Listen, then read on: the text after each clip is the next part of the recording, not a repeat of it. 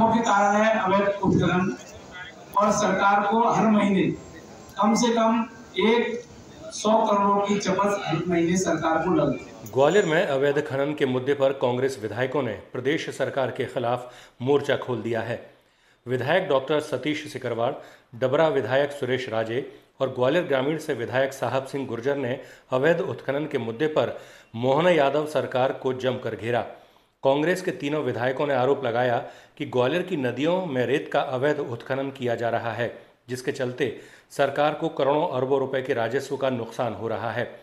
उन्होंने अधिकारियों पर खनिज माफिया के साथ सांठगांठ के आरोप भी लगाए। कांग्रेस विधायकों का कहना है कि अवैध उत्खनन के मुद्दे को विधानसभा में भी जोर शोर से उठाएंगे और सरकार को घेरेंगे। यही प्रश्न यही विधानसभा में हमने मुद्दा उठाया और इस मुद्दे को ऐसा नहीं है कि सिर्फ विपक्ष के विधायकों का समर्थन मिला हो, सत्ता पक्ष के लोगों ने सदन में खड़े होकर हमारी बात का समर्थन किया कि विधायक जी ठीक कह रहे हैं, पूरे प्रदेश में अवैध उत्खनन हो रहा है, इसको रोकना चाहिए। और ये अवैध उत्खनन से देखिए दो बहुत बड़े नुकसान है। एक तो गरीब मध्यम वर्ग का व्यक्ति इससे बहुत ज्यादा परेशान है। इतने दाम बढ़ के भाई बाजार के अंदर रेता बिक रही है और शासन का तो करोड़ों अरबों रुपए का नुकसान है उससे। और ये पहली बार मुद्दा नहीं उठाया और एक एक चीज मैंने लिख के दी है कि मेरी विधानसभा के अंदर कौन कौन सी खदानें जो है ही नहीं, उसमें ही नहीं है ऑक्शन में, वहां से ये रेता उठ रही है लगातार। अरे एक बात बताओ मेरे को, मैं आपसे ही कहना चाहता हूँ, वो आपके माध्यम से शासन से पूछना चाहता हूँ कि एक आधी ट्रॉली रेत जब एक सरपंच भरने जाता है गांव में, गांव की पंचायत के काम के लिए, तो वो शासन को भी दिख जाती है, प्रशासन को भी दिख जाती है। पुलिस प्रशासन उसकी ट्रॉली लाके थाने में रख देता है और उस पर केस बनाता है लगभग 1.5 लाख रुपए का। मैं आपको नजीर दे रहा हूँ, उसका उदाहरण भी दूंगा, मैं सबूत के दूंगा कि इन पर कार्रवाई हुई कि नहीं। वहीं बड़े बड़े हाईवा एक तरह से लेन लगा के ऐसे निकलते हैं जैसे कोई मेला देखने बैलगाड़ियां किसी जमाने में जाती थी, वहां से थाने के सामने से निकल रहे हैं। वो रेत का अवैध उत्खनन आपसे पूछ रहा हूँ, बगल प्रशासन के मिली भगत के संभव है क्या? आप चले जाइए पिचोर नाके पर, जहाँ हम पिचोर और छपरा से निकलते हैं, वहां पर 10 लोग बगैर उसके बड़े उससे इत्मीनान के साथ वहां बैठे रहते हैं।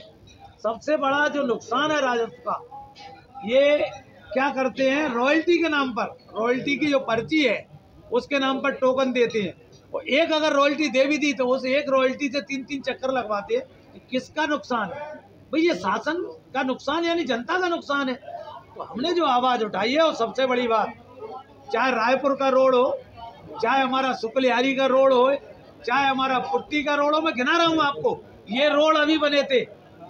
मैं समझता हूँ 50 साल बाद आजादी के बाद तो पहली बार रोड बनने का और रोड देखने का अवसर मिला गांव वालों को। लेकिन इन अवैध उत्खनन करने वालों ने रोड की जगह गड्ढे ही गड्ढे कर दिए, रोड नाम की चीज खत्म है। शिवा कॉरपोरेशन है कंपनी का नाम। शिवा कॉरपोरेशन अभी से नहीं, बहुत पहले से ये रेत का काम कर रही है।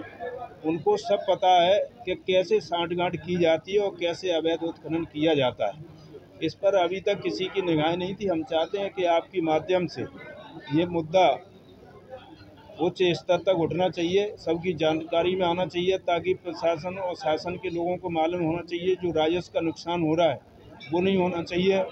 ओवरलोड गाड़ियां आ रही हैं, उनसे रोड का जो नुकसान हो रहा है, रोड टूट रही है, तो वो कहीं नहीं, किसी भी पंचायत से, गांव से, मेन रोड से जब बड़े बड़े हाईवा ओवरलोड निकल के आते हैं तो रोडों की स्थिति बहुत ख़राब हो रही है। आए दिन तक एक्सीडेंट हो रहे हैं। इन सब चीज़ों पर विराम लगना चाहिए। इसके संबंध में ये प्रेस वार्ता की गई है।